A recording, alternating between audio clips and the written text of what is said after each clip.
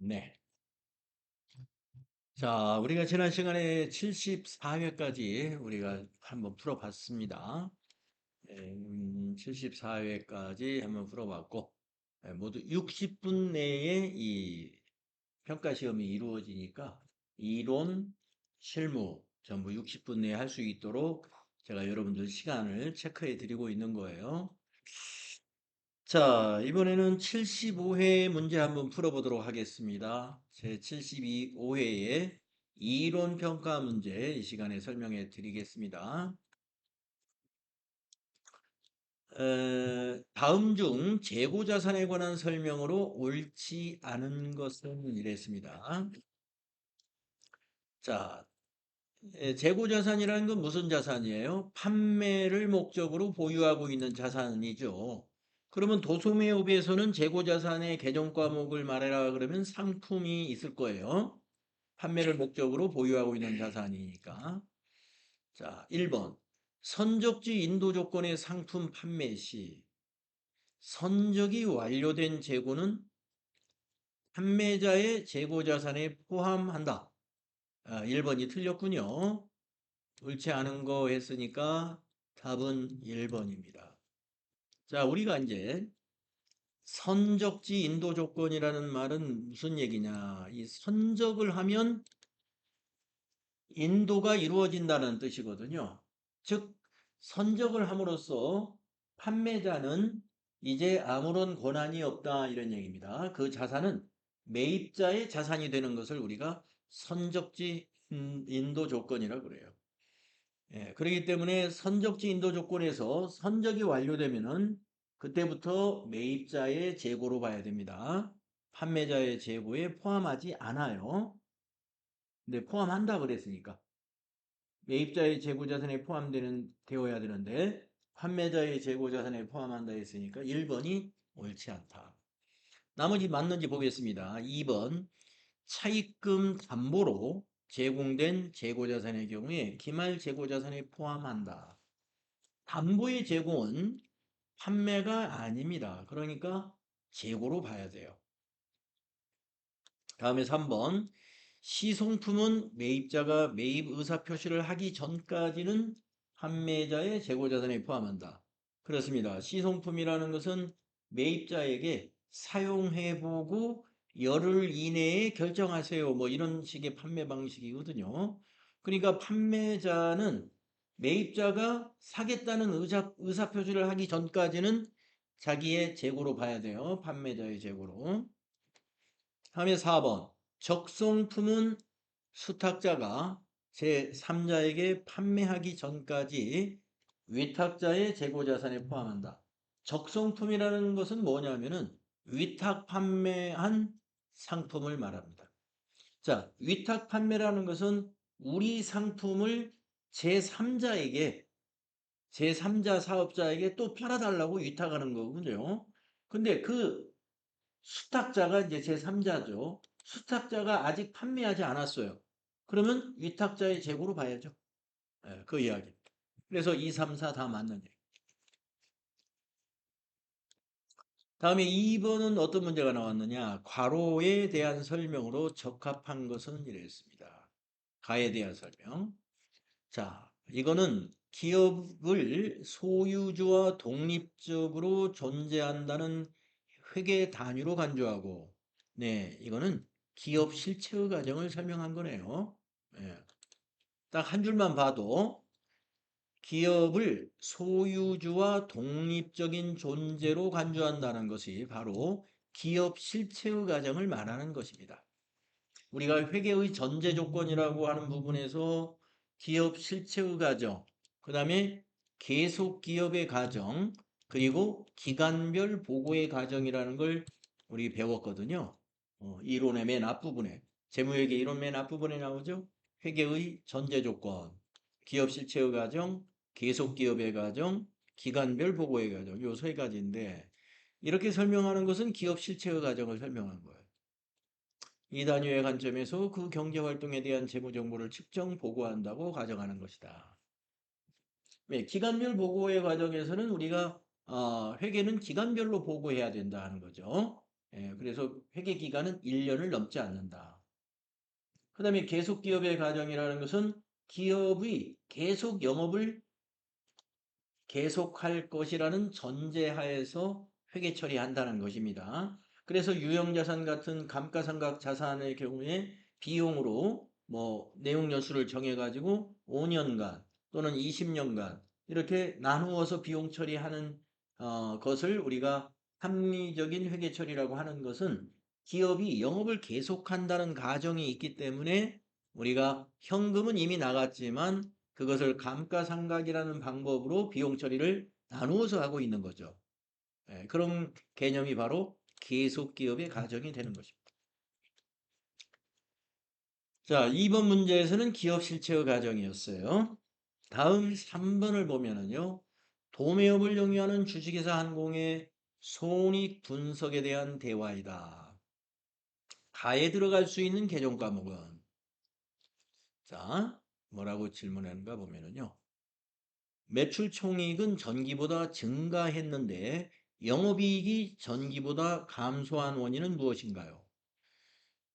매출 총이익은 증가했는데 영업이익이 전기에 비해서 감소했다는 것은 지금 매출 총이익과 영업이익 사이에 뭐가 존재하냐면은 판매 관리비라는 게 존재해요.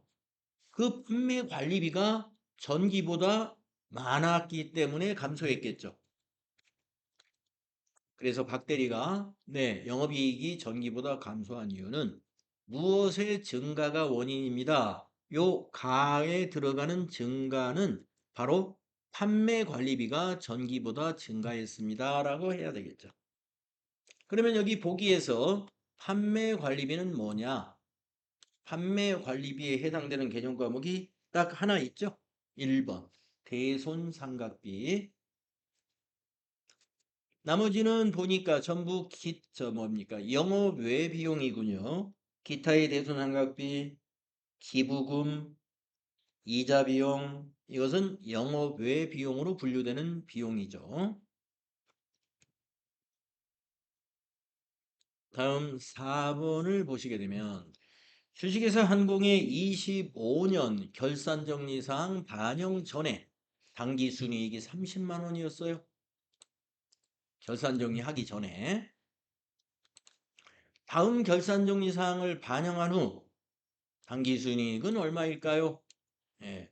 자, 반영을 두 가지로 했습니다. 첫째, 급여 미지급분을 인식하지 않았답니다. 그러면 급여를 발생시켜야죠. 그러면 이익은 어떻게 돼요? 감소되죠. 비용이 발생되면 이익은 감소됩니다. 다음 두 번째, 당기의 발생분 임대료는 수익입니다. 임대료를 미수 수익을 인식하지 않았대요. 그러면 이걸 임대료 수익을 예상해야죠. 그러면 이거는 증가합니다. 당기순이익이. 그래서 급여 비용 처리하면은 4만 원 감소하고요. 임대료 수익을 예상해 주면은 15,000원이 증가하게 되니까 두 개를 합쳐서 따져 보면은 25,000원 감소한다는 거죠. 따라서 현재 순이익이 30만 원이니까 25,000원을 줄여주면은 답은 3번이 되겠죠. 반영한 후에 당기 순이익은 27만 5천 원이 될 것이다. 3번이 답이 되겠습니다. 다음 5번을 보시면은 주식회사 한공은 24년 12월 1일에 200만 원에 매입한 단기 매매 증권을 25년 8월 31일에 170만 원에 처분했어요. 이 경우 단기 매매 증권 처분 손익을 물어봤어요.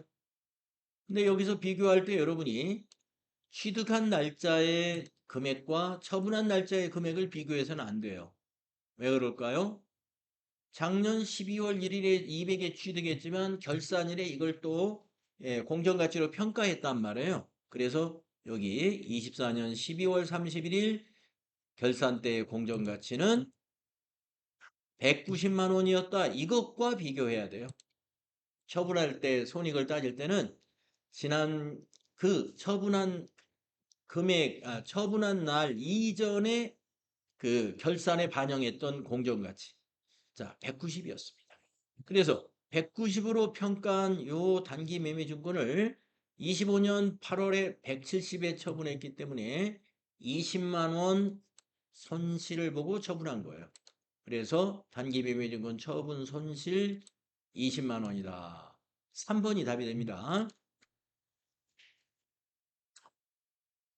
결산일에 24년 12월 31일 결산일에 평가한 금액과 처분한 금액을 이렇게 두 개를 이렇게 비교해야 돼요. 190짜리를 170에 처분했다. 다음에 6번을 보시게 되면요. 주식회사 한공은 25년 1월 1일에 기계장치를 500만 원의 현금으로 구입하여 즉시 사용했다. 25년 12월 31일 결산 시 감가상각비는 얼마인가? 자, 딱 1년 지났죠? 25년 1월 1일에 500에 취득했고. 내용연수 5년, 잔존가액 50만 원, 정액법입니다. 그러면 우리가 정액법으로 감가상각하는 방법은 취득금액에서 요 잔존가치를 빼죠. 그러면 450만 원이 감가상각 대상 금액이죠. 이것을 내용연수 5년으로 나누면 1년분 감가상각비가 나오죠. 그래서 90만 원 나오죠. 예. 그래서 딱 1년 지났으니까 답은 3번 90만 원이다 하는 걸 우리가 계산할 수가 있습니다. 다음 장으로 넘어가서 7번을 보면은 주식회사 한공은 이사회 결의로 발행 주식수 600주, 액면금액 10,000원, 발행금액 16,000원의 신주를 발행하고 주식 발행 대금을 전액 당좌예금 계좌로 납입받았다. 이에 대한 분개로 옳은 것은 이래. 신주 발행 전 주식 발행 차금 없다고 가정합니다. 자, 그러면 여기 거래만 가지고 따지면 됩니다. 600주 만원, 600만 원은 자본금이 돼야 되죠. 자, 대변의 자본금 600만 원인 거 하나, 둘, 네. 자, 가번은 탈락, 틀렸어요. 자, 그 다음에 발행 금액이 16,000원에 발행하죠. 네, 16,000원. 그러면 한 주당 6,000원씩 할증 발행을 한 거예요. 그러면 600주니까 66에 36, 360만 원 주식 발행 초과금이 인식돼야 돼요. 주식 발행 초과금. 그래서 답이 나번에 있습니다. 네. 자본금은 액면가로 인식하고요. 액면가보다 높은 금액으로 발행한 그 차액을 주식 발행 초과금으로 인식하면 됩니다. 주식 발행 초과금. 한 주당 6,000원씩 할증 발행했죠? 6,000원 곱하기 600주 하면은 360만 원. 네. 자, 유상증자 회계 처리 문제였어요. 7번이. 나번이 답이니까 답은 2번이 된다. 이건. 네, 재무회계 문제 7개 이렇게 보니까 6, 75의 2로는 그냥 아주 평범한 수준으로 출제가 된 셈입니다. 특이할 만한 문제는 없어요.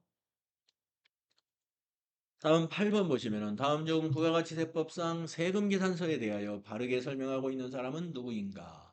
네, 8번부터 이제 부가세 문제죠. 세 문제가. 세금 계산서 질문입니다.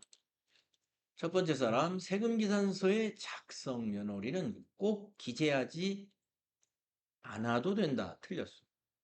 예.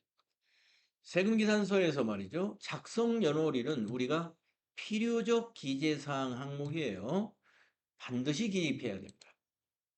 틀렸고, 두 번째 성진이 면세 사업자도 세금 계산서를 발급할 수 있다. 틀렸습니다. 면세 사업자는 발급할 수 없어요. 면세 사업자가 발급하는 것은 계산서입니다. 성진이 틀렸고요. 세 번째 사람. 세금계산서는 재화나 용역의 공급 시기에 발급하는 것이 원칙이다. 네. 미연이가 맞았습니다. 정욱이 재화를 직접 수출하는 경우에도 세금계산서는 발급해야 된다. 직접 수출이라는 것은 외국 업체에게 직접 수출하는 건데 외국 업체에서 우리나라 부가가치세법에 의해서 발행되는 세금계산서를 받을까요? 안 받습니다. 그렇기 때문에 직접 수출할 때는 세금계산서 발급 의무가 없어요. 정욱이 틀렸습니다. 자, 그래서 바르게 설명한 사람은 미연이 혼자예요. 답이 3번이다 이런 얘기죠. 그 다음에 9번의 문제를 보면은요. 다음 중 부가가치세법상 재화의 공급 시기로 옳은 것은 이랬습니다. 재화의 공급 시기를 물어봤어요. 공급 시기에 가장 일반적인 것은 재화를 인도하는 것이 공급 시기입니다. 인도하는 때. 자, 기한부 판매. 기한이 지나 판매자가 확정되는 때. 판매가 확정되는 때. 그렇죠. 1번은 맞았네요. 기한부 판매라는 게 아까 우리가 어디 몇 번 문제였죠? 여기 보면은 1번 문제 재고자산에서 요 시성품을 말하는 거예요. 시성품. 기한이 지났어요. 일주일 동안 사용해보고 판매 의사를 결정합니다라고 했는데 일주일이 지났다 이거예요. 그게 이제 기한이 지나면 판매가 확정된 걸로 보는 겁니다. 그래서 답이 1번이 맞았다. 그러면 2, 3, 4 틀렸겠네요. 2번 재화의 공급으로 오른 가공의 경우 재화의 가공이 완료됐다. 가공이 완료됐다는 것은 우리 제조업으로 말하면 생산이 완료된 거예요. 예. 가공 완료됐다고 해서 우리가 공급이 됐다고 볼 수 없죠. 공급은 가공을 완료해 가지고 인도해야 됩니다. 그래서 2번은 틀렸고 3번 장기할부 판매는 최종 할부금 지급 기일이 아니라 대가의 각 부분을 받기로 한 때를 공급 시기로 나누어서 공급 시기를 나누어서 인식하게 됩니다. 장기할부 판매 공급 시기는 대가의 각 부분을 받기로 한 때라고 되어 있어요. 그래서 3번 틀렸고요. 4번 외상 판매 대가를 받을 때 아닙니다. 외상 판매도 현금 판매와 똑같이 재화를 인도하는 때를 공급 시기로 봐야 돼요. 재화를 인도하는 때. 아까 가공의 경우에도 2번에 가공의 경우에도 재화를 인도하는 때. 외상 판매, 현금 판매 다 재화를 인도하는 때. 근데 장기 할부는요. 인도하는 때가 아니고 또 마지막 할부금 지급 기일도 아니고 대가의 각 부분을 받기로 한 때. 예. 그래서 1번이 옳았다 하는 겁니다. 2, 3, 4는 다 틀렸죠. 마지막 10번 문제 보시겠습니다. 다음 자료를 토대로 주식회사 한공 제조업이고요. 25년 제2기 부가가치세 예정신고 기간 부가가치세 납부세액을 계산하면 얼마인가 이랬습니다. 납부세액. 자, 납부세액은 매출세액에서 매입세액을 빼는 거죠. 자, 가와 나가 이게 매출입니다. 그리고 다와 라가 이 두 개가 매입입니다. 그럼 매출세액 따져볼게요. 국내 매출의 공급가액이 1억 1,000이다. 그러면 여기에 공급가액이 10%가 세액이니까 1,100만 원 매출세액이고요. 그 다음에 수출은 영세율이니까 매출세액이 0원입니다. 그 다음에 매입세액 보겠습니다. 4번 원재료 매입세액 400만 원. 요 400이 그냥 매입세액이네요. 그 다음에 라번 5인승 승용차 2000cc 구입 관련 매입세액. 자, 1000cc 초과 승용차 관련 매입세액은 공제를 못 받는 매입세액이죠. 따라서 1100만 원 매출세액 마이너스 공제 가능한 매입세액 400만 원 하면은 700만 원이 납부세액이 됩니다. 그래서 납부세액은 1100 빼기 400이다. 답이 700이다. 이런 얘기죠.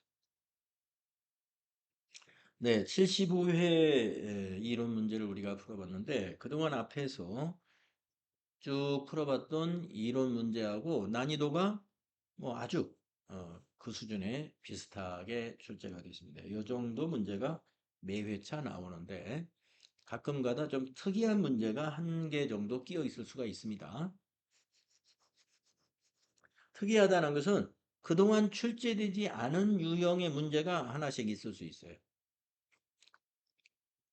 자, 그래서 여러분이 합격 전략은 이론 문제를 10분 안에 다 풀면서 7개 이상을 맞추는 전략으로 가야 됩니다. 자, 그러면 이제 이루테크로 여러분 로그인 하셔가지고